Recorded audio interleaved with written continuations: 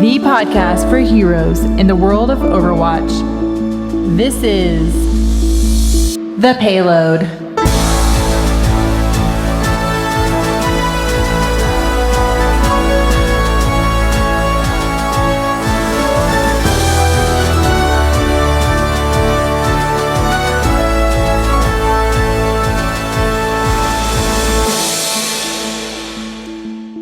Hey everybody, welcome to the wonderful episode 9 of The Payload. We are an Overwatch podcast from blizzpro.com.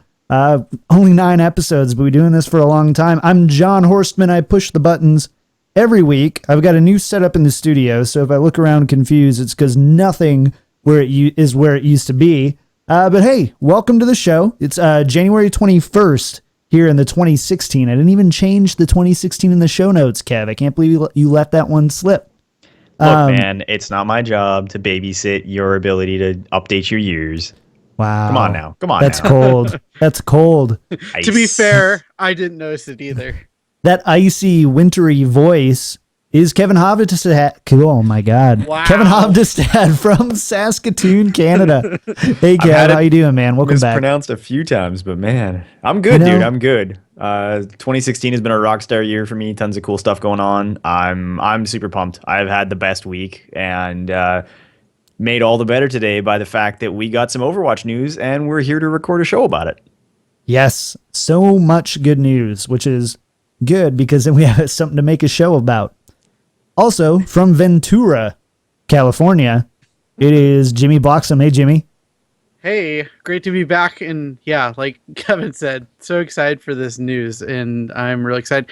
And before we get in the news, I want to say I called it about what they were going to add into the beta. Yeah, I guess you did. Okay, fine. You can go ahead and do it. So, guys, how is your weeks in Overwatch? Well, good. You know, I commiserated with some friends over the fact that there's not a single Overwatch stream, like re-streaming old content at all. Like it's just been totally dead. I feel really want to because it's been so long and having nothing to even talk about. Like that tab's been turned off for so long that like watching the Overwatch Reddit is the most depressing thing because they're like, guys, what'd y'all do for Christmas? It's just nothing. Yeah, I love Reddit as a community and I appreciate it. But the Overwatch subreddit is a place that I have to tread very carefully with because I'll get either super depressed or super angry 90% of the time. Mm-hmm. You know, it's funny. Like for the most part, they're actually just excited, right? And I think it's hard to dissociate the excitement from the frustration of not being able to do anything with the excitement, right? Like for the most part, when there's like, I don't know, like when the new Star Wars movie was coming out, which we can talk about now, right? It's been long enough. People had a new trailer every couple of weeks, something from an interview every once in a while. Like there's a kind of a steady stream of like things for an unreleased product to keep people interested. And Overwatch really did have a lot of good stuff in that vein up until the beta started, right? There was always new character unveilings, new map unveilings, just stuff. And then beta goes down and just like the world flatlined in Overwatch for weeks. Yeah, it's been really weird. I'm glad to have it back, though. We finally got some news in the Turnpike. So, is that even a phrase? Am I all over the place tonight, guys? Turnpike is fine. No, Turnpike is wonderful. I mean, you keep using that word. It doesn't mean what you think it means. I feel like, you know, Michael Scott in The Office, where he says these phrases and it sounds right the first time that you listen to it, and then you think about it and you're like, that made no sense. I feel like that's me tonight. So I'm going to need your help.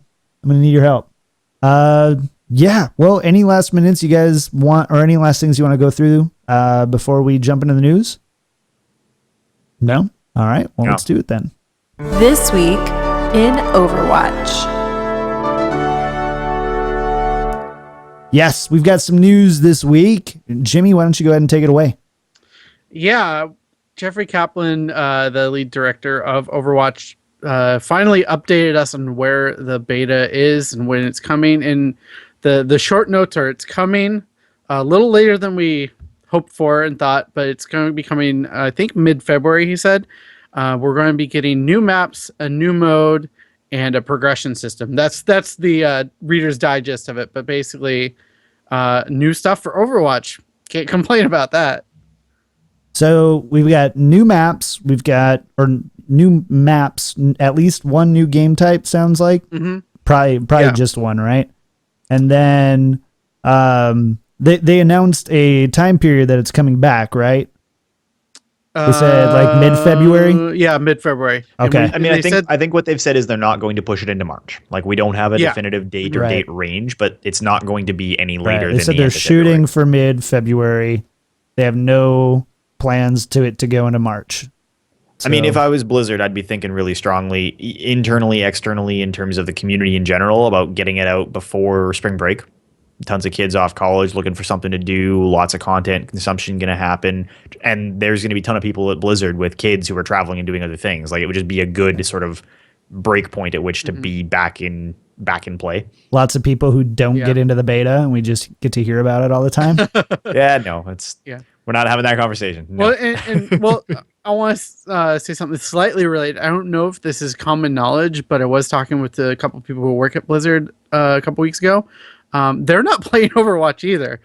It's not just us they're not playing Overwatch. It's down internally for everyone, I guess, not on the actual Overwatch team.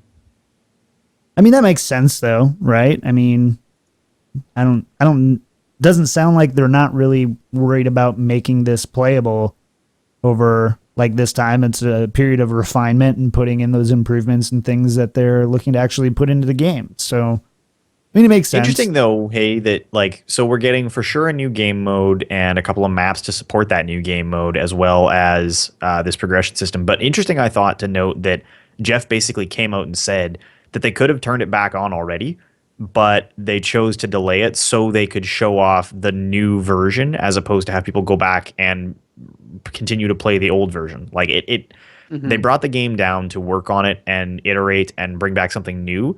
And I think it's really sensible, honestly, that they chose to keep it offline until they have a new iteration to show us, rather than just turn it off for a month over Christmas, turn it back on with nothing changed and say, yeah, we'll have a patch ready for you in 3 weeks. Yeah, and I think that leads to just there's going to be a lot more excitement when this comes out. I mean, I'm assuming they're going to tell us what the new mode is before they launch it and kind of preview a lot of that stuff, tease a lot of that stuff. But I have a feeling Overwatch is once again going to be pretty high on the Twitch streams that day. Well, let's speculate then. What is this new game mode going to be? Do you guys have any initial thoughts of things you might see? I'm really not sure, to be honest. I mean, we've thrown around the idea of capture the flag, and I think they batted that idea down at BlizzCon, that they had done it internally and it just didn't work with the type of game Overwatch is. But then I got to thinking a little bit, what if the person who captures the flag, their base run speed is just set? So it wouldn't be a problem if you had someone like a tracer running it, and maybe that disables her shift or something like that. I don't know. That's the only idea I could think of. I mean, or a double payload type map, but there's just, for 6v6, there's not a whole lot you can expand upon from what I've seen. What you said really reminded me of, there was a post on Reddit probably a few months ago about somebody who thought it would be a really cool idea to have basically like you escort like a mech. So essentially a hero has to like go into a mech. It's almost like capture the flag, except that this robot or entity that you are inside of has its own like special abilities, and your job is to move it from point A to point B.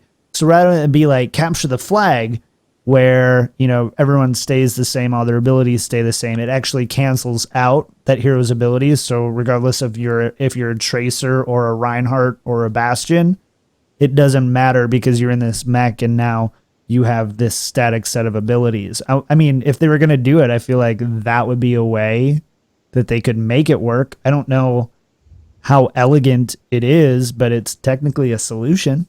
I think it's a solution, definitely, because it really helps eliminate the possibility of balance getting really out of whack for something like that. But I mean, you have to make that mech you get into strong enough to make it worth getting into, obviously, and stuff like that. But or make it just so that the mech is the entire objective for that map, so you're forced to deal with its downsides. What do you think, Kev? Well, I mean, I think CTF is an obvious option. It's really sort of fundamental to the first-person genre, not just shooters, but I mean RPGs and stuff as well. Basically, any first-person perspective game, CTF has always kind of had a place. And I think there'd be tons of solutions. Like, I think the fact that it got kind of like to Jimmy's point, sort of batted back at us was they needed time to iterate, right? Which would make sense that we would get it now. And there's lots of easy solutions, right? They solved for this in things like Warsong Gulch in World of Warcraft by just making it so that if you used any abilities that would sort of allow you to manipulate your speed or positioning too aggressively, like teleports or any of that sort of stuff, you would physically just drop the flag. You wouldn't be able to carry it anymore. So if Tracer grabbed it and tried to shift and dropped it, like, well, that's sort of a pointless thing. So you would have to make sure you gave it to a character who could carry it and survive, which is actually the intent of the game type. And I think there would actually be some really cool merit to that, because you would definitely want some kind of tank type character to pick it up and be sort of beefy enough to survive taking a few hits. And it would also not be quite as inelegant as a like move the mech from A to B, because that's not really as I think obvious to people as just capture the flag. Like everybody knows what CTF is. But between that and I think the alternative would be multiple point capture, like a King of the Hill style map where you would have almost like Destiny's multiplayer, where you'd have 2 or 3 points on a map that had to be controlled, and you'd be earning points towards your win condition based on how many of them you controlled at a given time. And that's something that Blizzard has done again in World of Warcraft as well. So I could see one of those two being, I think, the really obvious ones, because again, it has to be a team-based thing. It has to be something that sort of rewards the different parts of each character's toolkit, right? You need things that reward the mobility of Tracer. You need things that reward the tankiness of a Reinhardt. You need things that reward Overwatch and covering positions from any of the sort of defensive characters, right? Like all of those things have to come into play somehow. And I think the biggest strike against CTF is that. Like there's really not a huge incentive in CTF for defending a location for a period of time, because odds are once the flag is moving, those slightly immobile characters are going to get punished a lot. Yeah, I think you hit the nail on the head on a few things. That right now the two game types that we do have are so agnostic to where they don't really particularly favor any type of hero on its own. It favors a entire composition of heroes, right? Where each individual scenario is going to, yield better results by having a better comp and a better thing. And in CTF and things like that, it's very easy to, and I would even say like multi-control, it's very easy to get into that kind of really kind of monochromatic game type where it's one thing. You get the fastest, someone's going to find out you get the fastest character, or you get the character with the most health. You grab 4 healers behind it or whatever, and then you just go for it. And I think that is one of the dangers that they run into. I personally think they're going to come out of left field with something that we're not even really thinking of, or it's going to be a variation pretty far out. You really think so? Mm-hmm. I don't expect them to do anything surprising because of the genre, right? Like they, as a general rule, do creative mechanics. They do cool stuff within game genres, but they've never straight up just said like, oh, we're going to reimagine what a shooter is and come up with something totally new. Like they're going to, I think, try to attract core people who play shooters, right? They're going to try to bring in people in the audience from the ecosystem who are already playing these games. And when you've ruled out all forms of deathmatch, team deathmatch, like, I mean, and a lot of things that wouldn't make sense in Overwatch, right? Like you're not going to have any of the sort of like break and enter type things. You're not going to play anything like CSGO disarm a bomb style. Like they have to pick something that exists within the wheelhouse of what a typical FPS player will have experienced, in my opinion. I don't know. I mean, I agree with you in that the types of gameplays are largely saturated. I'm not saying that oh, they're going to come out with something totally different we've never seen before. But I think they're going to come out of left field on this one. Like, imagine like an oddball type game. So if you've ever played Oddball, basically one person has control of a device, and the goal is to hold on for a certain amount of time to this device, and the other team goes and tries to kill you to doing that. And there's a lot of cool ways you could protect and move, and I mean, imagine how insane that could be with teleporters and sprints and all those different things. And again, I feel like that really comes out of left field. I feel like CTF or like multi-control are really easy, and I feel like if they were planning on doing that, we would have seen that a long time ago, and not so late, quote unquote, in the beta to see this whole new game type. I feel like it would be something that's not very hard to iterate and implement. I feel like it's something that they kind of worked on and go, okay, we need to really refine this. And before we can even refine this, we need to see how game type A and B work out. And so I don't know. Do you think, though, I want to present this, do you think that the way they design the maps in this game is restricting how they can do new game modes and stuff? Because all the maps are really linear and have checkpoints and stuff like this. And so I think that kind of restricts how they could do maybe a capture the flag or something like that. Or they could just go make the maps different. Yeah, I mean, I think, like, to John's point, he's probably right in that they probably are trying to do something clever. Somebody holding an object probably doesn't work for the same reasons that you would have too much mobility and it would punish the Torbjorns and Bastions and what have you. It just wouldn't fly for them. But I mean, CTF, like, I feel like if that's what they were going to do, you just design maps where you've got two facing Overwatch office buildings, like they're UN buildings, and you make it perfectly symmetrical between them, right? Like, there would be ways that they could probably execute on that fairly effectively if that's what they want to do.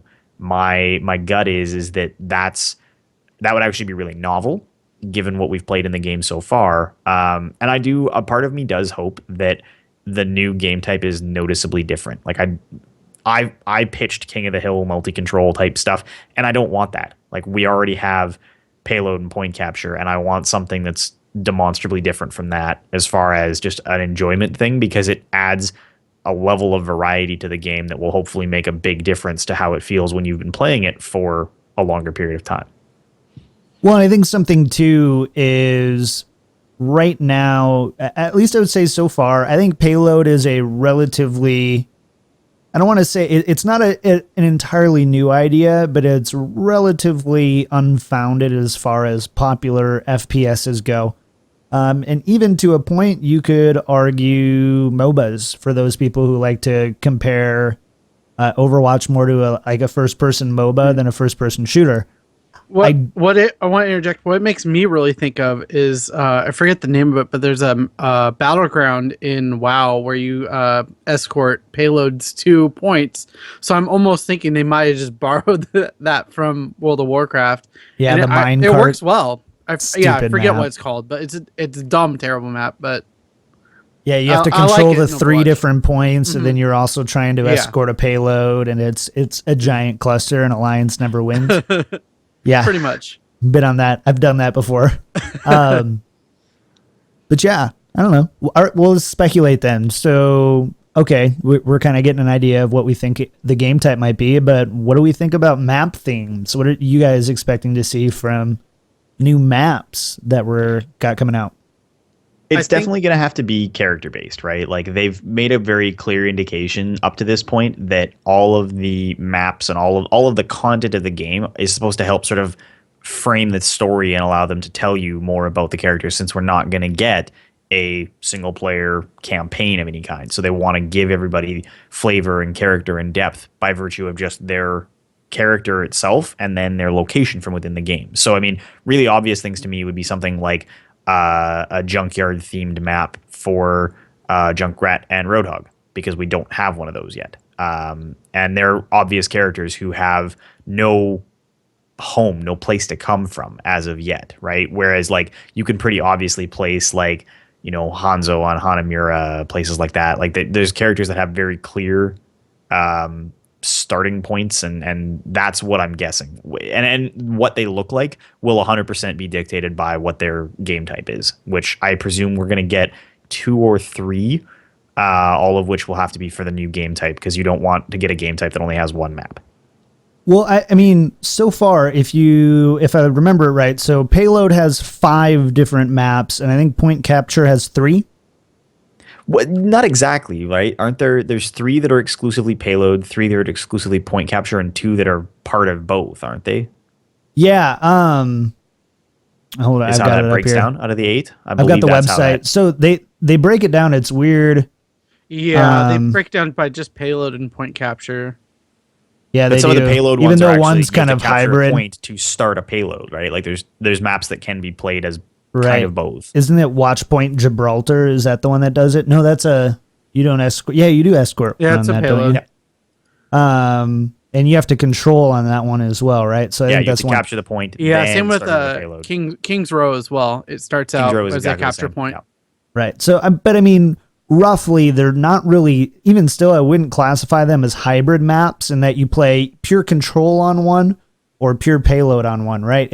Well, don't those all those maps have it, right? Where you have to capture the point first and then you escort the payload, right?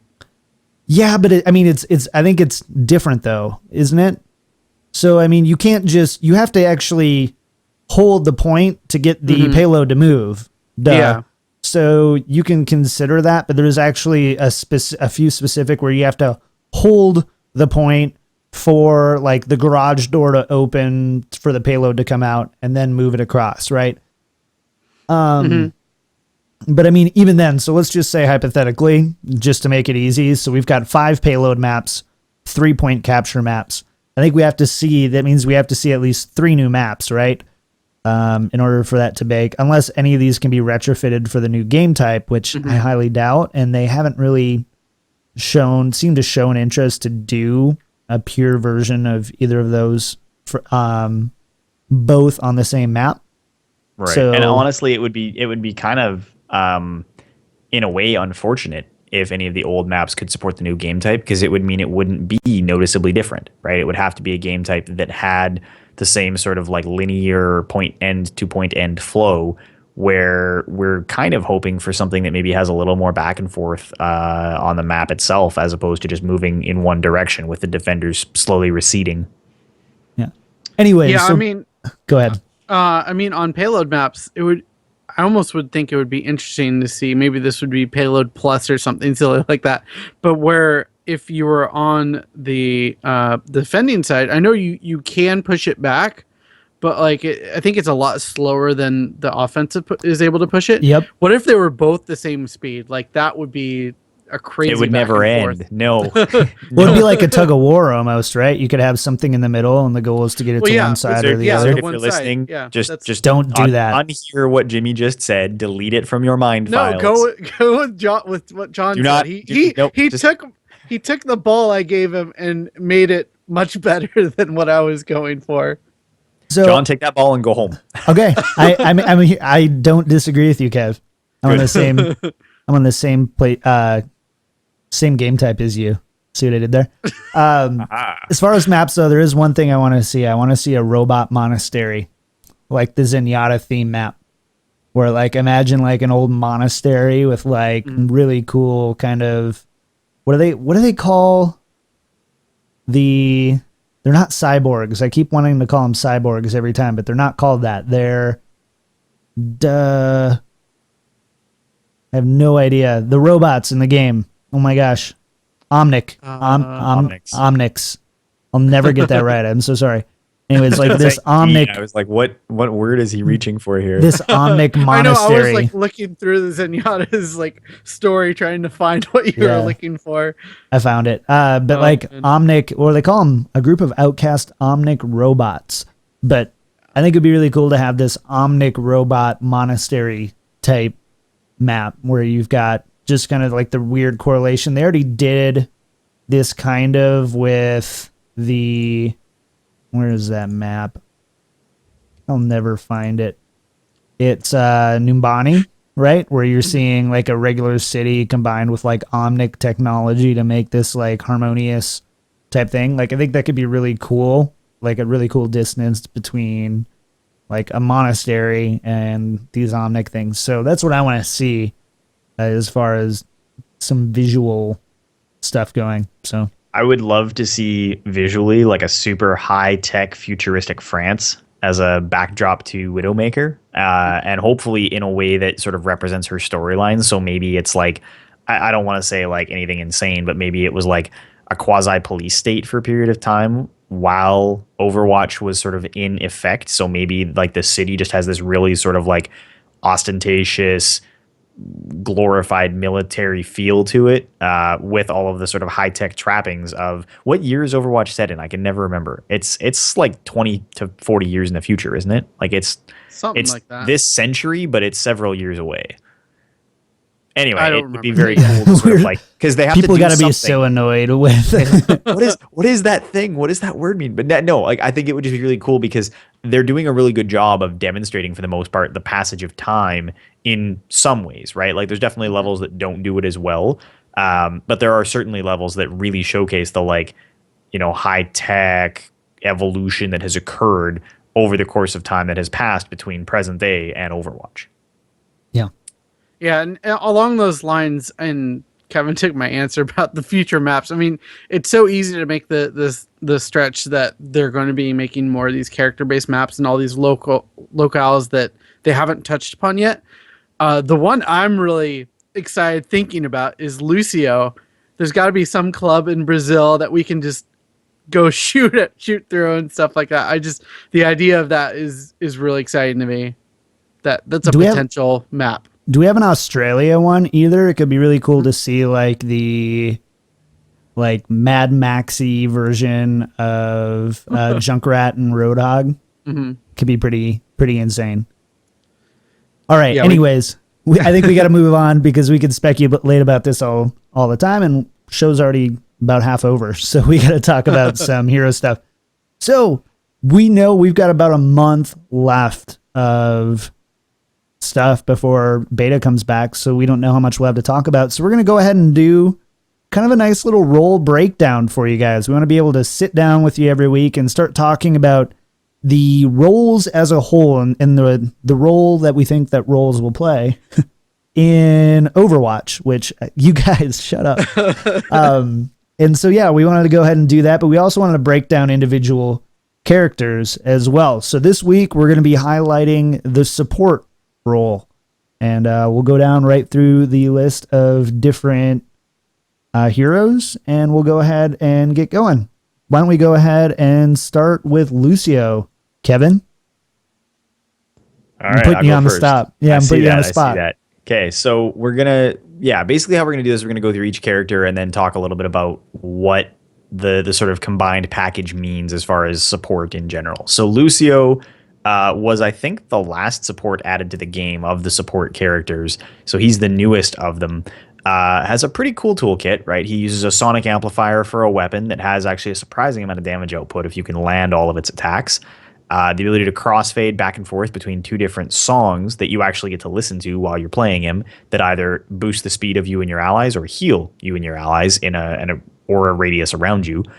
He can use Amp It Up to improve those abilities, the auras that he's projecting, and then his ultimate Sound Barrier puts a shield on every character within its radius, and also has a really, really swank animation. I've seen some really good Lucio play actually be used to like dodge attacks while he's actually executing it. So definitely my favorite of the supports, honestly. What? Yeah, oh yeah, for sure. Yeah, I love agree with Lucio. Kevin. I absolutely love Lucio.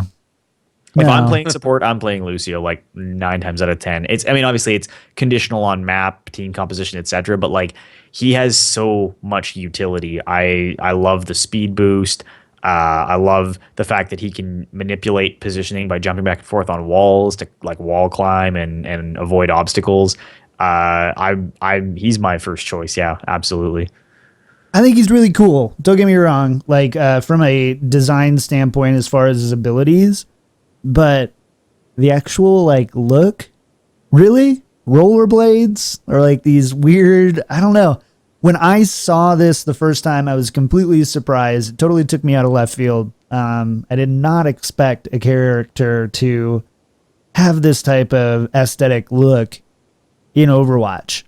But whatever, they made it work, and I think you can like download the different songs and stuff Lucio plays. I know they're on YouTube at least and stuff like that. Like a lot of people actually like want it. They think it's really cool. I think they have them on SoundCloud as well. Got it. Yeah. So you guys really though prefer Lucio? Yeah, I think the only thing about him is it's kind of hard to tell how good of a job you're necessarily doing, because you don't have a direct heal. You don't necessarily see your party's HP bar fill up as much as like a direct heal like Mercy we're going to go over in a little bit. But he's just a really fun character to play, and I've been bad about using his wall jump. I know that's obviously part of his toolkit and something I need to work on. That's a really cool part of his toolkit. Of the different characters, I've heard that some people say Lucio is one of the more difficult to play well. Would you guys agree with that? Absolutely. Yeah. I would say of the support characters, he might be the one that has the highest skill cap because of how complicated his movement is. The ability to like adequately use wall ride. There's some really good YouTube footage you can pull up while we're waiting for people to get back to playing the beta and streaming that really showcases how much utility there is. People just like run at a wall, climb up it, ambush a team, knock people off of their sniping positions. Like he's really, really powerful if you get accustomed to his movement style. And I think a lot of that also has to do with how fast he moves. And it's not the type of movement that's janky or manipulable like Tracer, right? Like he's just moving really fast. So your control has to be comparably effective in terms of speed, right? Like if you're not actually reacting quick enough, you're not going to get maximum effectiveness out of a lot of his movement utility. I don't know. I mean, I think his strengths are huge, right? Like he has really good multiple target healing. He's really good in a scenario where you're using, multiple tanks. He's really good at sitting on a payload. He's also super powerful if your team gets wiped and you need to like race back into an engagement. I don't think there's ever a time where if your team goes down and you need to get back to try to push a payload or like push a game into overtime, you don't take Lucio because you need that movement speed. But he is super difficult to play well. And I think you have to really, as a player, be prepared to do a lot of extra work in terms of like your positioning is way more complicated in terms of your execution when you're playing him. You have to find people and stay with them, but also sort of move around and do your own thing, get back and forth between positions. Like he's a tricky character to play. Okay, Kev. So then, or Jimmy, I'm going to ask you this question. So Kevin said, talked about sound barrier, which is Lucio's ultimate ability. Basically, it sends protective waves radiating from Lucio's sonic amplifier, briefly providing him and nearby allies with personal shields. Where do you rate Lucio's ult for all heroes as well as the support characters? Support, I feel like it's got to be number one. I mean, that secures you at the end of games. That can secure you a win right at the end if you pull that off at the right time. As far as overall, it's got to be top 3 or 4. I'm trying to go through everyone else's ultimates in my mind right now. It's a little hard because of the amount of heroes that are in the game. But yeah, it's got to be pretty high up there. I've seen the sustain that he has with that is just incredible. Kevin, would you agree? Generally, yeah. I mean, I think the flip side applies to his ult, right? Of the support ults, it's the one that's the least conditional, right? You don't need to have a bunch of dead teammates to make use of it. You don't need everybody clumped up to take advantage of invulnerability and lose your ability to participate in fights yourself. Like Lucio's ult is very much just like a hit it and get back to what you were doing. It really allows you to sort of like when you've found a zone that you want to get some control over, blow your ult, keep your teammates alive, make a push. And you don't have to do anything special to make it work. It's not like it's something that requires a lot of thought about the timing even. Like basically when you're on top of a payload you're trying to move, you just pop it and go. So I would say it's definitely probably the easiest to use and has the most use cases, right?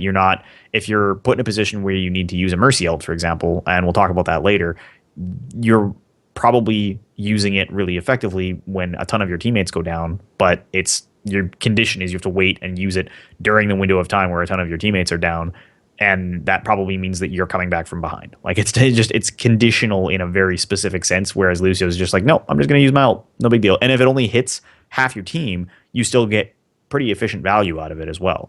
So I really like it. Of all the healer ults, I would say it's probably the second best overall, but it's right up there in terms of like ults to use in general for sure. Nice. Yeah, and I think the reason why I rate it as one is kind of similar to Kevin's point, is where you have control over it, and it doesn't depend on your opponent's team really at all too much as far as the other ultimates are concerned, I feel like. All right, that's fair. Anything else to add to Lucio here? We feel pretty good. Want to go on to the next one? Yeah. All right, let's go ahead and do it. So up next, we've got Symmetra. Jimmy, why don't you go ahead and break down Symmetra for us? Yeah, Symmetra is another, obviously, support. We're talking about supports here. She has the Photon Projector. It's a short-range damage beam, and it can also charge. It's an energy ball for the alternate attack on that, and it does a little bit more damage. She then also has sentry turrets where she can place on walls, on floors, ceiling, wherever you want to kind of hide these. So when a enemy turns a corner, they're just surprised by it and get hit by it. It actually does a surprising amount of damage if you don't pay attention to it. Photon shield. What was that? Do you guys remember the first time that you ran into a sentry turret? The first time you run into one where there's a corner that has like 3 or 4 of them sitting there, you're like, oh, geez. my first time I ran into a sentry turret was also when somebody was playing Bastion on a turret in the way back. So I walk into a room, start like taking down health, and I'm like, what? And I try to look around, and then Bastion just blows me up. And I was just like, I wasn't streaming at the time, but if I was, I would have ended stream right there. Oh, no. It was brutal.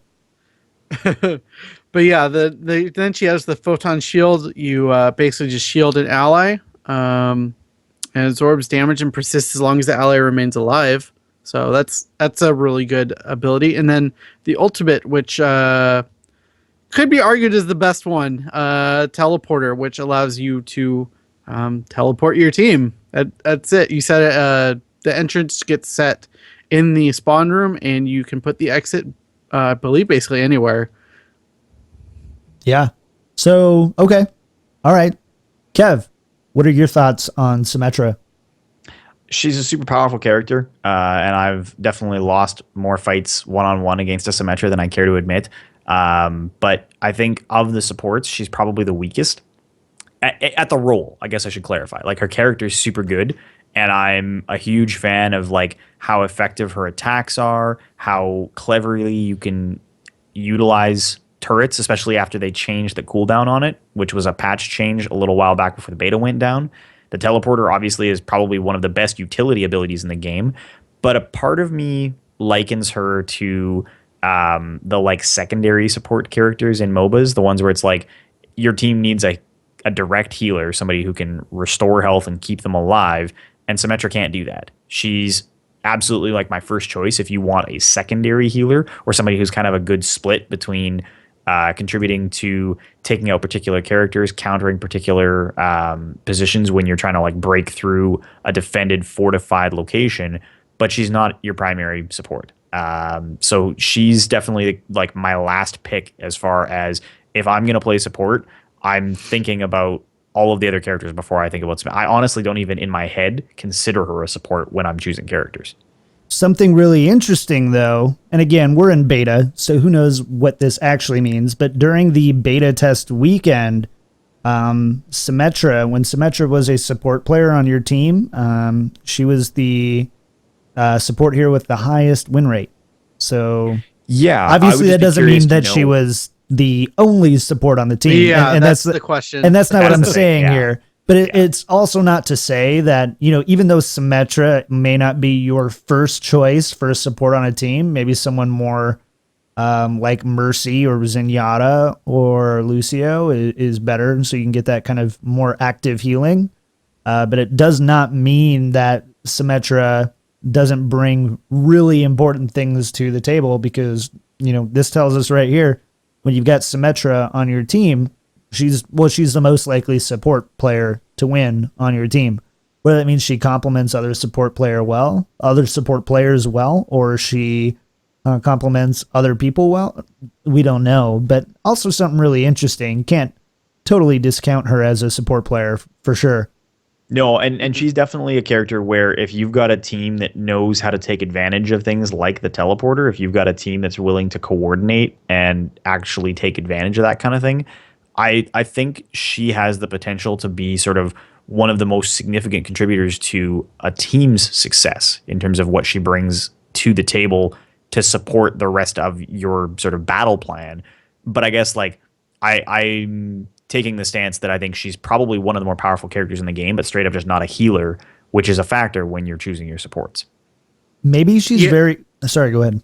Oh, I was just going to say, based on the teleport thing, I feel like that's also kind of a negative to her in a respect, just because I feel like initially she's going to be really good with the teleporter when the game comes out, and people are just not going to know where those teleporter spots are. But when they learn it, the teleporter is just going to be less effective, I feel like, as the game matures and grows and continues on. And that's kind of why I was last part leaning towards Lucio's ult, but kind of being the best, because I feel like you have the most control over its success out of the ultimates. Sure. I think I would rate this one third, personally. I'll tell you who I think is number one, but Lucio, I feel like, is number two of the different supports right now. And I think Symmetra's is very strong. It's very close with Lucio. It's just totally different, right? Which brings in the importance of the state of the game, right? Yeah, I don't think it's necessarily a useful comparison, but in Heroes of the Storm, they classify characters as tanks, warriors, assassins, supports, and specialists. And to me, Symmetra's a specialist. She's someone that really manipulates the battlefield, brings a lot of value to the team in terms of pushing the objective, but doesn't necessarily actually do a good job of keeping her teammates alive. And that's really how I, in my head, sort of classify her. Okay. I'm with that. As far as support players go, where do you guys rate Symmetra? Again, just overall power, necessity, things like that. I think I put her 3. No.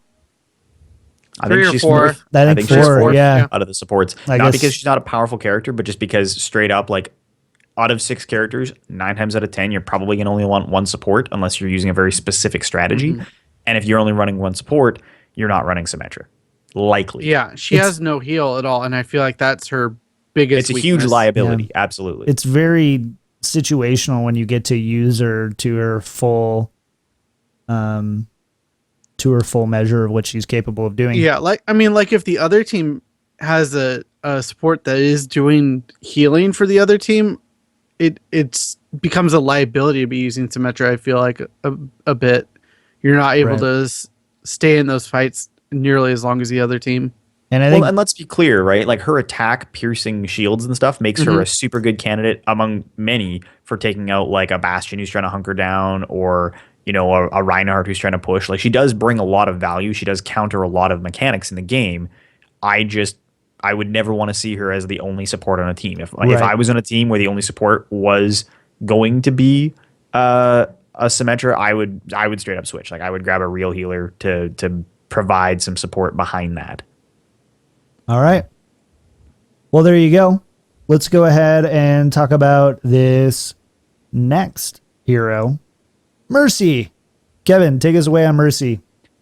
Yeah, Mercy. Definitely the iconic support character of the game, and certainly the one who gets the most face time, shows up in all of the promotional materials, that kind of stuff. She has 2 primary weapons, the only character that technically has 2 primary weapons, the Caduceus Staff and the Caduceus Blaster. She can alternate between a staff that allows her to stream a beam of healing into an ally, or that can be used to amplify their damage alternately if she's not needing to heal them actively. She can also swap that out for a small pistol that doesn't do a whole lot of damage, but does give her a way to provides something offensively. And so she has the least offensive capability of any character in the game.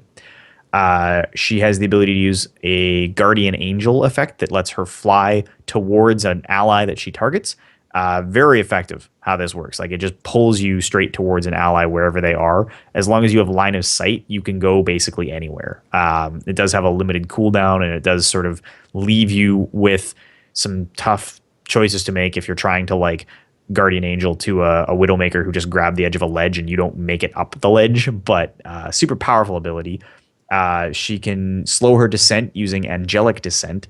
And probably the talking point that we're going to spend the most time on is her ultimate, Resurrect, which allows her to bring any nearby dead allies back into the fight with full health.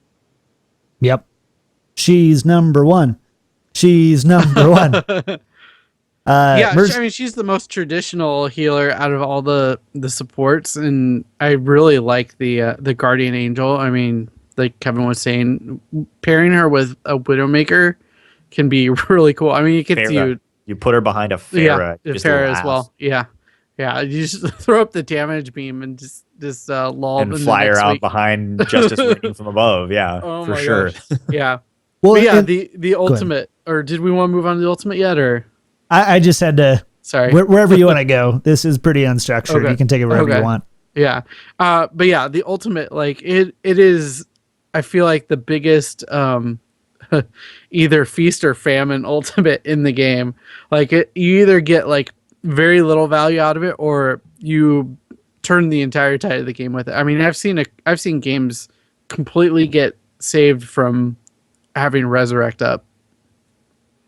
Yeah, Resurrect. So they went back. It was really interesting. A little while into the beta, and they actually changed for a while. At the beginning, it was an instant cast for her resurrection. You just hit Q and then boom, you went ahead and, everyone who's dead was alive. You have a counter on your screen and then everyone who's dead was alive. They changed it, and there essentially was a cast timer where instead of at the beginning of the resurrection animation, it was actually at the end of the resurrection animation. And while, I mean, they've even kind of said they still don't know if they're totally happy with how powerful and easy that ultimate is. It definitely felt awful to have people coming off of their res timers and things like that during the middle of your cast. And you're not seeing, and one of the things we've talked about in one of the early episodes is kind of the holistic view of the information you get on your screen. You're not really being bombarded, especially with, kill timers or res timers and things like that. Made it really difficult to use that ult successfully to a fault. And so they went ahead and changed it back. They reverted it probably, what would it be, about a week or two after they went ahead and changed it / nerfed it. And it's back now. And holy crap, Resurrect is amazing. Yes. It's probably the, like Jimmy's right? Like, it can be used very poorly, but it's got the biggest swing potential of any ability in the game. Like, nothing is going to swing the state of a game faster than a well-used Resurrect. And I mean, it charges at the same rate as every other ult, right? So the fact that you can get several Resurrects off during a standard length game is unreal. I think it's scary what it can do. But I mean, there are drawbacks, right? So the drawback to playing Mercy is you have the least offensive capacity of any character in the game, which is a real liability. Yeah. And they did pretty substantially nerf the damage boost on Caduceus staff. Mm-hmm. So you no longer can boost like a Widowmaker to where a body shot's a one-hit kill on almost any character other than I think Zenyatta or Tracer. She does have like good but not the best mobility. Probably the best mobility of any of the supports. But again, like basically because you've got the best single target healing, the best within reason, right? The most swing potential on your ult, the best mobility. The trade-off is you just have nothing on offense, very little in terms of escape utility. If you get into a fight that's not good for you, you're kind of trapped because you don't have a good way to get out of a fight the way that most of the other characters can do something. You're basically totally dependent on a teammate that you can sort of jump to, and that's only going to work in open spaces. She's very, very weak in close quarters. If you can catch her in a hallway somewhere, she's dead. Yeah, you won't win very many one-on-ones with anyone unless they're very weak or very bad. I don't think you could in a standard 1v1 situation, if both players started at full health, I don't think there's a single character that she could beat in a fight. Unless you're really, really bad.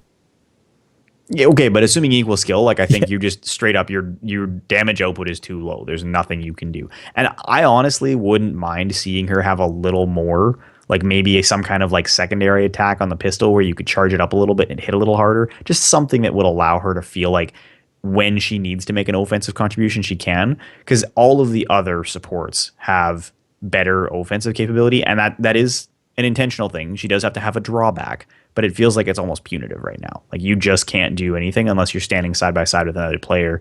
And that I think probably doesn't feel great for a Mercy player who has teammates go down and doesn't have her ult up. Then she's just watching, spectating.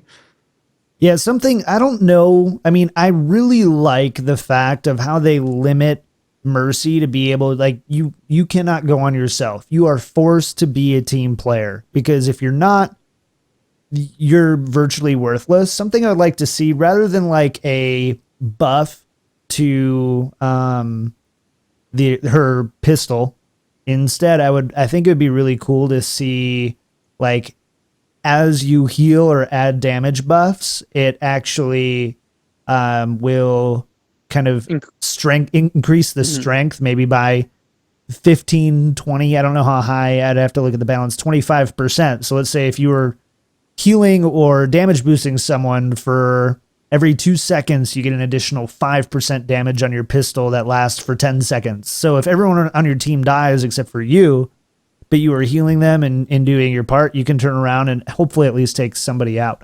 I think that'd be a really cool way to kind of do it. And I don't think it's too complicated either. Mm-hmm. And I think they would have to have some qualifiers though, so you can kind of just get it really early on. The healing would have to actually be giving them health and not just them sitting at 100% just over health. healing. Yeah. I don't know how you do that with the damage. Like, oh, they have to do damage within a couple seconds of getting the damage boost or something silly like that. I don't know. Just that seems abusable a little bit. Just off the top of my head. I mean, I do like that idea though, to give her a bit more offensive oomph than she has right now. I mean, like we're not saying she's not a powerful character. I think we're pretty well established that she's, if not the, best single target support in the game, easily has the best ult of any support in the game. So she's got to have drawbacks. I mean, I don't think there's going to be major changes to her. I think this is a character where you have to understand going in, and I think it really emphasizes what Overwatch is. It's a team game, right? Not every character can play effectively in a standalone capacity. You're not going to play a Mercy like you would play a Tracer. Like, you're not going to try to run around, flank an enemy. Like, you are moving with the team. You are moving with the objective. You are playing to the objective because that's what your kit is designed to do. I think, though, it's also important to make sure that, A, it's fun. And let's be honest, when you're the last person alive on your team, it's not fun. You might as well resurrect. Well, I mean, if you have it up. Otherwise, you just look at the air and, shoot the air or whatever, and you don't do anything. And I also think that they need to reward you for doing your job well, and rewarding you through rewarding your team doesn't necessarily do it for everybody, right? Because that's mainly the thing right now. Your reward as Mercy is watching your other teammates kill people and capture objectives and escort payloads, and all you get to do is kind of sit back and watch. And I would say, functionally, Mercy is probably one of the, if not the easiest hero to play in the game, in the sense where you don't really have to have your you don't have a crosshair. Number one, it basically kind of auto targets for you. And that, again, you're not really having to do body shots, and it's not super important if you're switching back to the pistol because it's, virtually harmless, little bee stings, things like that. And so I wish that they found a way to reward Mercy players. And I'm someone who's to learn all the maps, I played Mercy because she was easiest for me to like let my mind go and let my fingers do the work while I learned maps and learn how I'm seeing other heroes and things like that. And those were moments where I never really felt rewarded. When my team won, very rarely was it because of my awesome 4-person resurrect, even though that's why we won. And I wish that there was ways to reward a Mercy player more with even just a simple damage boost. So, hey, after you've done healing to all these people, flip over to your gun and you actually can do some damage for 10 seconds. Might be a cool way to do it.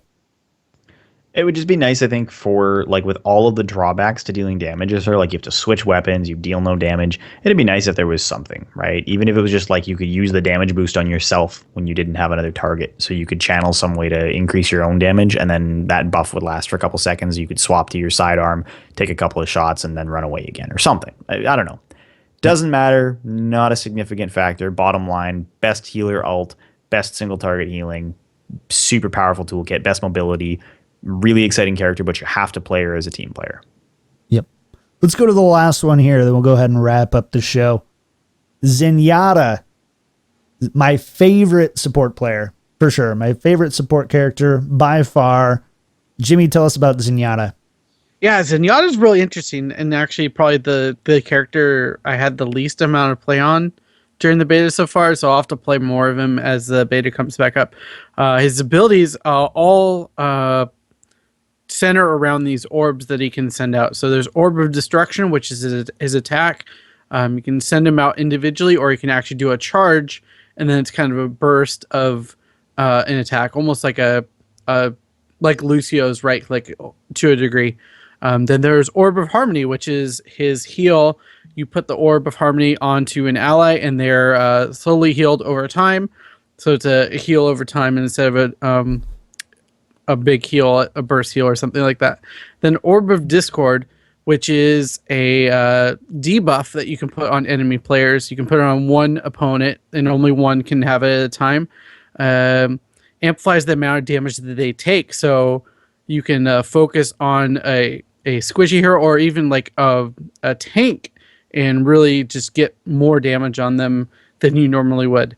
And then we have Transcendence, his ultimate ability. He becomes invulnerable, but he can't use any abilities or weapons, but he automatically restores health of himself and nearby allies. So it's kind of a just ult that's his big heal there. Yeah. As far as art goes, this is maybe my favorite, or one of, for sure, top 3 characters. Like, holy crap, they did such an amazing job on this. I want Zenyatta wallpapers. I want Zenyatta t-shirts. I want it all. I think it's amazing. But Kev, how do you feel about Zenyatta? He's actually probably one of my favorite characters in terms of like kit design. I wish in a lot of ways that his healing was a little more direct, and that you didn't have to continually put an orb up on a different target, because it does sort of limit how efficient you can be as a healer in a lot of ways, because it's a single target and also a heal over time effect. But Orb of Discord, one of my favorite abilities in the game, being able to debuff a character and they're stuck with it for as long as you're alive. It's not like you can just, I'm out of line of sight as Zenyatta, right? Like, no, it's an incredible utility, and one of the best in the game. Transcendence used well is scary good. You just see him light up, and I mean, I play a lot of like Widowmaker on defense, for example, and I see that freaking glowy, floaty mess and just go, all right, well, I'm going to just hightail it out of here, wait a few seconds and come back, because I can't accomplish anything in here. Like, it's, and the fact that his attacks are so strong, like his attack hits hard. I've died so many times to Zenyatta. It's absurd. It's scary how, like, the projectile is really fast, right? Probably one of the fastest non-firearm projectiles in the game. I would have to check the actual like movement speed, but I think it's pretty much right up there. Yeah. So it's easy to line up on a target, pump a bunch of orbs into them. If you get Orb of Discord on somebody and just start firing into them, like one-on-one Zenyatta, despite having a very low health pool, can kill a lot of characters. I imagine that he's flimsy because of that, right? The trade-off is he has to have a low health pool. He has to be easy to take down, because if you couldn't one round him as a Widowmaker when he didn't have his ult up, he would be unstoppable. And that makes him a real force to reckon with. Limited mobility, lots of other like quasi drawbacks. Probably the hardest support to play really, really well, like at the highest level.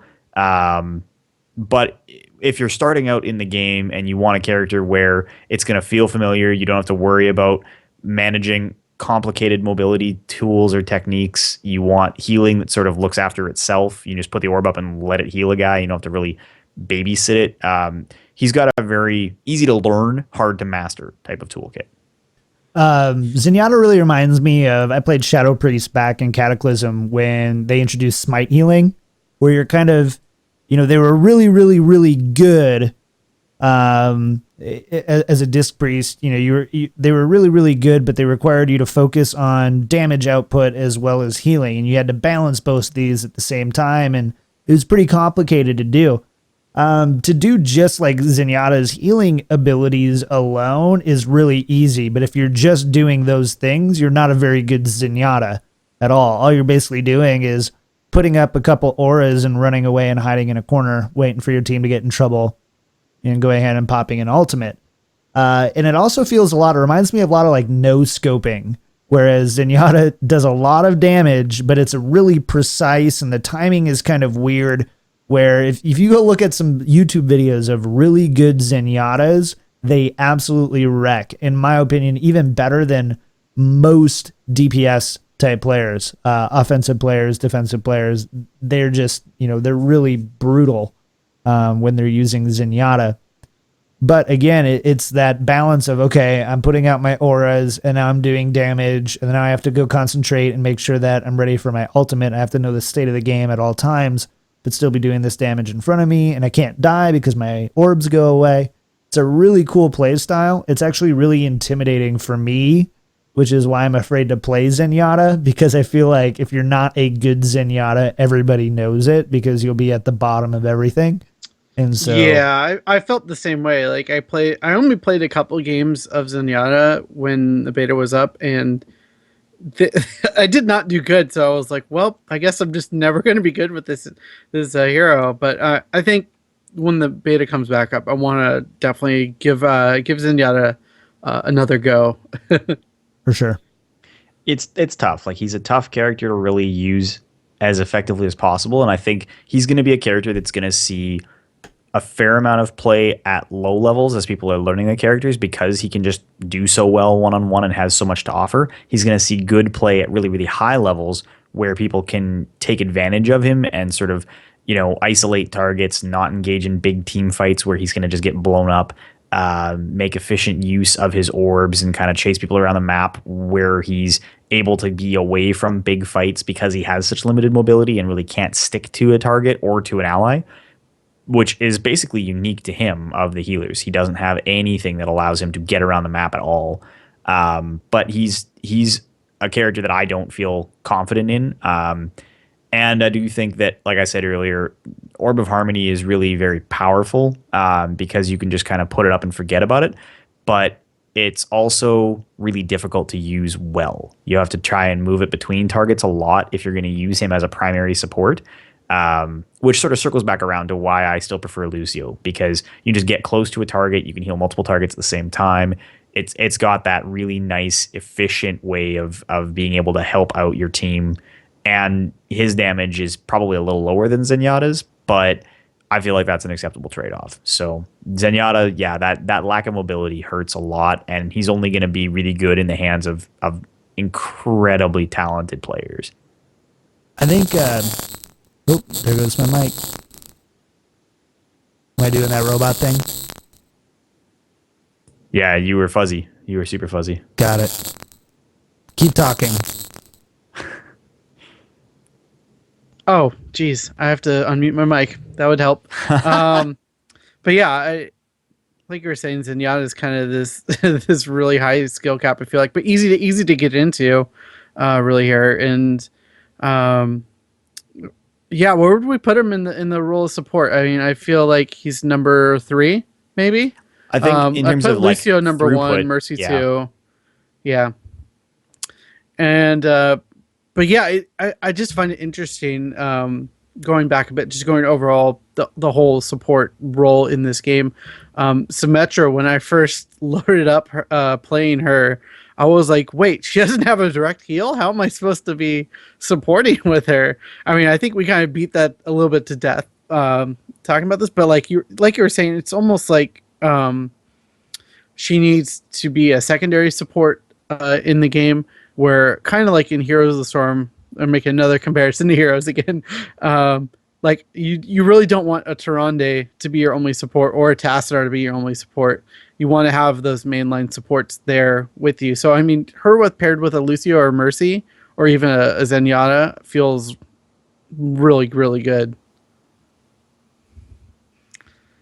Yeah, that was all I had on that. The Zenyatta toolkit offensively is probably the best. I mean, I still prefer Lucio. I think his mobility is so clutch. The speed boost is so unique. It's something that's, truly a support type ability, but unique to that one character. There's nothing to me that's really, other than Orb of Discord, unique about Zenyatta. So I don't know that there's anything that really draws me to him other than Orb of Discord and sheer damage output. Yeah, and I think John said we wanted to go to a real quick break. Be right back.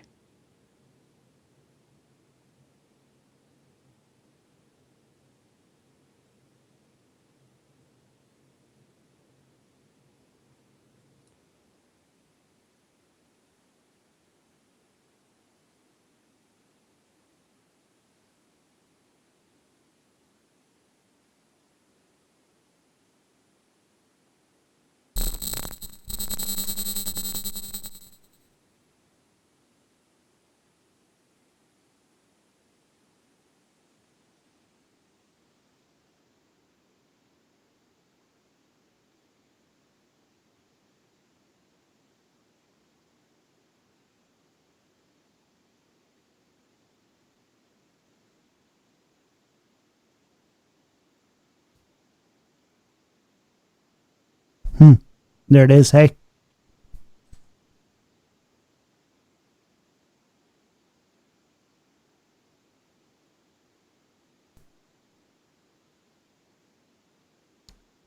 Sorry about that. Welcome back. You're excused. All right, let's go ahead and wrap it up. Sound good? Sounds good.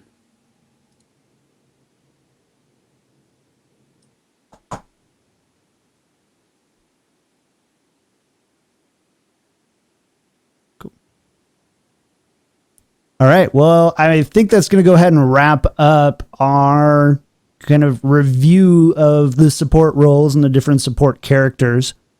But yeah, we got to get out of here. Holy cow. It's been a heck of a show. Thank you guys so much for hanging out with us. I know we haven't been around a whole lot, but we're going to be around a lot more now that we're getting some stuff. We've got lots of great content lined up, definitely the next 3 weeks, right? Because there's 3 more different types of roles in Overwatch. So we're good for the next 3. We'll go ahead and keep there, and hopefully beta should be back by then, and we can just start talking about things that we're doing in the beta. But yeah, thank you guys so much for hanging out. Yeah, let's go ahead and jump into emails, but not really. Kevin, where can people email us? Yeah, we do actually have time allotted every show, guys, to take listener emails, talk about your questions, whether it's about the game, individual characters or maps, new game modes, the new progression system, things you'd like to see in the game in the future. Basically anything that isn't can you get me into beta, we will happily answer right here on the show. So hit us with an email at thepayload@blizzpro.com. Yes, absolutely. And iTunes reviews. If you guys like the show, we don't mention it often, but if you do like the show, it really helps if you want to go ahead to iTunes or Stitcher. Those are the 2 things we have access to. Leave a 5-star reviews. Means the world if you enjoy the show. And yeah, let's go ahead and do some shout outs. Jimmy, what are you up to this week, man? What do you want people to know about? I've been casting a lot more Heroes of the Storm as that community continues to grow, and this year Blizzard announced $4 million over the year for esports just for Heroes of the Storm, which is just an insane amount of money for a game that just came out last year. So that'll be interesting to see. So just follow my Twitter at DJ Tyrant. I try to do a good job of promoting my stuff that I'm doing. Sometimes I'm not very good at it, but I do most weeks Heroes Hype on Wednesday nights at 6 p.m. Pacific. Awesome. Kev, what about you? Man, it's been a week. Some crazy stuff going on. I'd love to talk about it. Unfortunately, it's not something I'm allowed to do at this time. I will say that people should come and join us on Sunday nights for Well Met. We record live on Sundays, same time, same channel. Love to have you guys there. That might be a good place for you to be over the next little while if you want to hear what kind of stuff I'm working on. Awesome. As for me, same old thing, same old stuff. Got to redo the studio this last week. Again, got a nice little monitor mount and some new toys, so I've been playing around with those.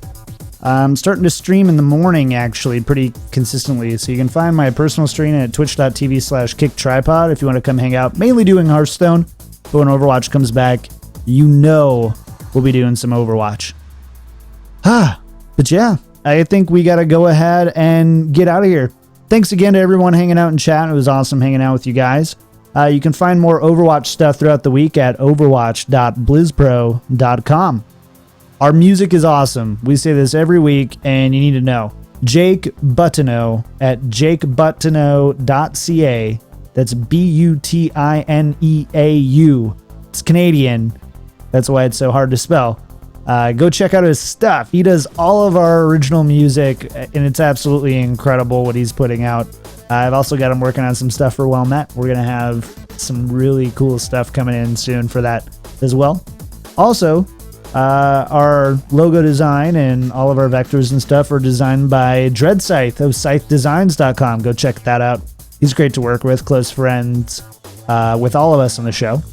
And yeah, find us on Twitter at Payload Podcast. We're always posting all the new stuff and news and hanging out there. And of course, email thepayload@blizzpro.com. Leave your iTunes and Stitcher reviews and stuff at the correlating stores. You can find us on iTunes, Stitcher, Podcast Addict, and Google Podcasts so soon. We're going to go ahead, get out of here. We'll see you guys next week. Bye-bye. The Payload is a production of BlizzPro. Find out more about Overwatch at overwatch.blizzpro.com. You can find your host throughout the week on social media. Find Jimmy on Twitter at DJ Tyrant, Kevin on Twitter at Lack of Realism, and John on Twitter at Kicked Tripod.